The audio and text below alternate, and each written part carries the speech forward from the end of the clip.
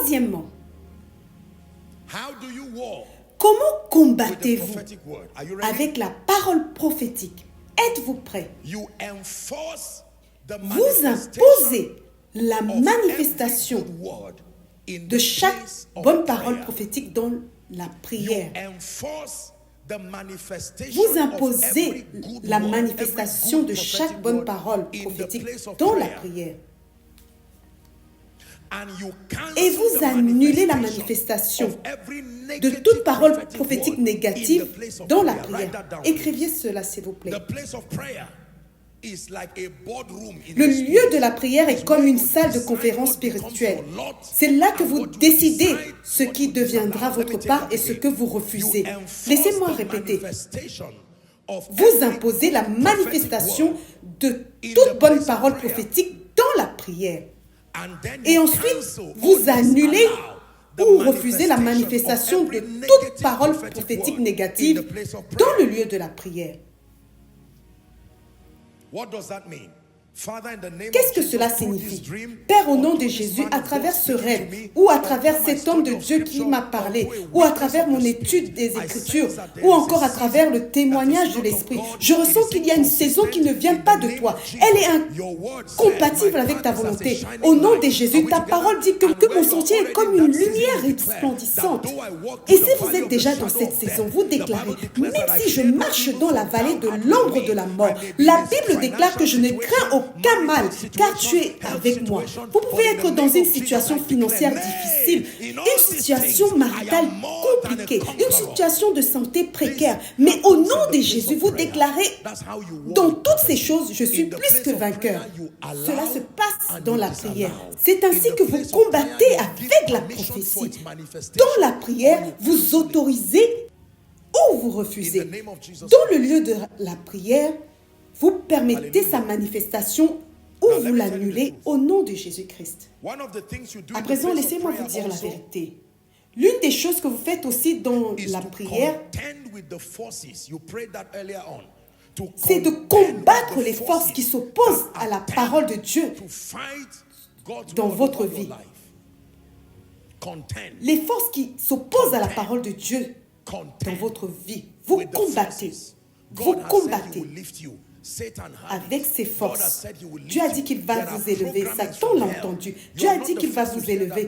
L'enfer s'est déjà organisé pour s'opposer à cette parole. Vous n'êtes pas les premiers à entendre cette parole. Vos parents l'ont entendu aussi, mais ils n'avaient pas l'intelligence spirituelle nécessaire pour mener un bon combat spirituel. Alors la parole ne s'est pas accomplie. Mais maintenant, vous avez l'intelligence spirituelle nécessaire. C'est pourquoi je vous encourage, lorsque vous rentrez chez vous, réécoutez ces enseignements. Cette fois-ci, vous n'êtes pas distrait. Vous êtes dans votre chambre. Pas de mise en scène, pas de distraction. C'est vous et votre destinée. Lorsque vient le moment de prier, vous priez. Seigneur, je suis dans les jours de ta puissance. La faiblesse meurt dans ma vie. Je suis dans les jours de ma puissance. Maintenant, nous avons appris que la manifestation de la prophétie est notre responsabilité. Je vous montre comment vous engager pleinement. Tout ce que Dieu a dit concernant votre vie, ouvrez votre carnet, écrivez-les. Si vous n'avez pas encore reçu de paroles spécifiques, allez écouter mon message des promesses spécifiques grandes et précieuses. Elles peuvent vous guider à travers la prophétie des Écritures. Vous commencerez alors à prier ces paroles. Père, je permets à ta faveur d'entrer dans ma vie. Bonté et miséricorde, le bonheur et la grâce. Suivez-moi. C'est cela mener un combat spirituel. Les autres dorment, mais vous combattez. Je vous assure, vous êtes en train d'enfanter des réalités qui doivent s'accomplir dans votre vie. On ne se lève pas le matin pour errer sans direction dans sa journée. Vous devez prendre votre responsabilité ce soir. Lorsque la pauvreté est venue, elle ne pouvait pas entrer dans votre famille. Mais il y a un homme qui a dit « Amen », qu'elle vienne. Lorsque les jours de retard sont arrivés, je vous le dis, quelqu'un a dû donner son accord. Je vous l'ai enseigné. Nous sommes co-ouvriers avec Dieu. C'est l'esprit et l'épouse qui disent que quelque chose doit venir. Cela signifie que si je vois quelque chose dans ma vie auquel je ne me souviens pas avoir dit Amen, je dois aller dans la salle de contrôle, le lieu de la prière. Je dois vérifier. J'ai dit Amen à la faveur, Amen à l'élévation, Amen à la percée, Amen à la rapidité, Alors pourquoi est-ce que je vois la douleur? Pourquoi est-ce que je vois la déception? Et puis j'entends dans mon esprit, l'ennemi a fait cela. Et je dis, c'est exact. Merci pour cette information. Satan, tu es appelé un voleur. Tu es habitué aux choses illégales. Tu n'agis jamais légalement. Mais maintenant, par le sang de Jésus, je décrète et je déclare que cet amen, cette permission, peu importe le canal humain qui a été utilisé, je l'annule. Je prends mes responsabilités sur ma vie. Ceci, c'est ma prière à présent. Je rejette la mort prématurée. Je rejette la tristesse. C'est incompatible avec la volonté de Dieu. Je la rejette. Et une fois que vous rejetez cela, que pensez-vous qu'il se passe au ciel? Le juge de toute la terre, il est appelé le juge juste. Il dit ceci, très bien, une pétition est en train de monter de la terre. Quelqu'un refuse un verdict qui est sur le point d'être exécuté. Il envoie des anges avec rapidité pour voir ce qui se passe. Ne sont-ils pas des esprits au service de Dieu envoyés pour exercer un ministère en faveur de ceux qui doivent hériter du salut? Je suis en train de vous montrer comment cela fonctionne.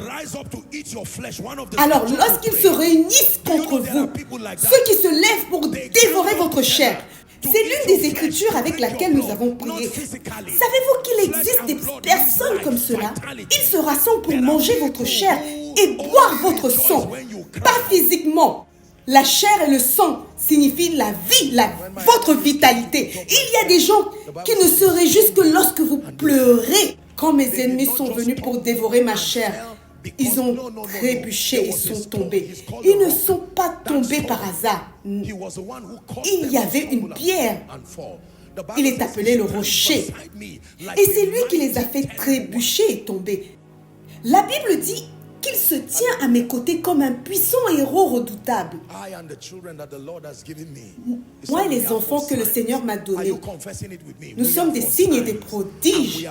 Dites-le avec moi. Nous sommes des signes et des prodiges en Israël. Des signes et des prodiges. Des signes et des prodiges. Écoutez. Vous ne pouvez pas enfanter une prophétie si vous ne comprenez pas la prière. La prière est une salle de négociation. Lorsque vous entrez dans le lieu de la prière, vous entrez dans un tribunal. Vous entrez dans la salle du conseil de votre destinée. Là où vous examinez ce qui a été décidé.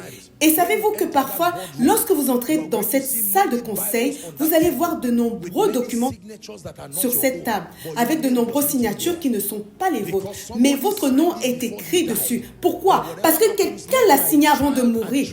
Il a écrit, quoi qu'il arrive, que mon enfant et les enfants de mes enfants, etc.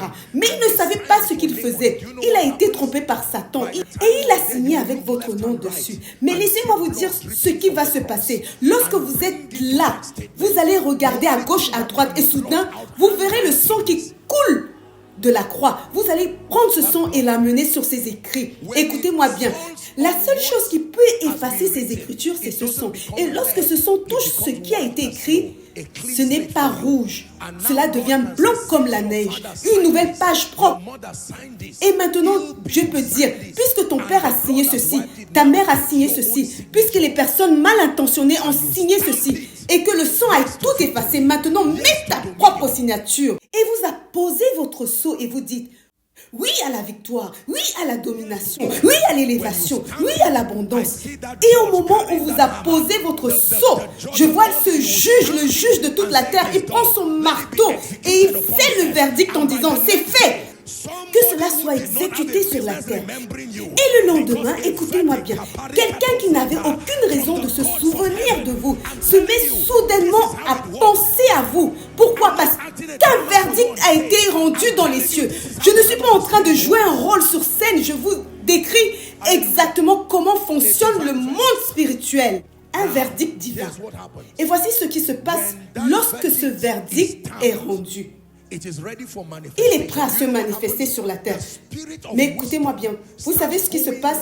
L'esprit de sagesse commence à parcourir la terre, cherchant les acteurs humains qui doivent amener cette parole à l'accomplissement. Et là, vous commencez à vivre des coïncidences étranges. Vous pensez que ce sont des coïncidences? Ce sont des orchestrations divines. Les pas de l'homme juste sont ordonnés par le Seigneur. Soudainement, vous croisez un ancien camarade de classe. Soudainement, un appel inattendu tombe.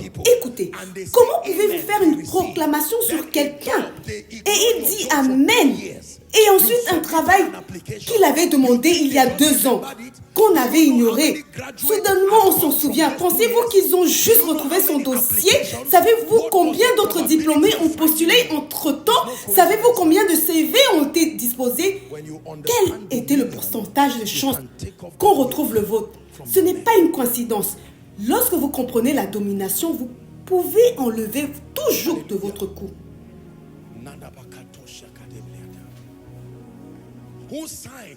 Qui a signé que vous ne construirez jamais votre maison?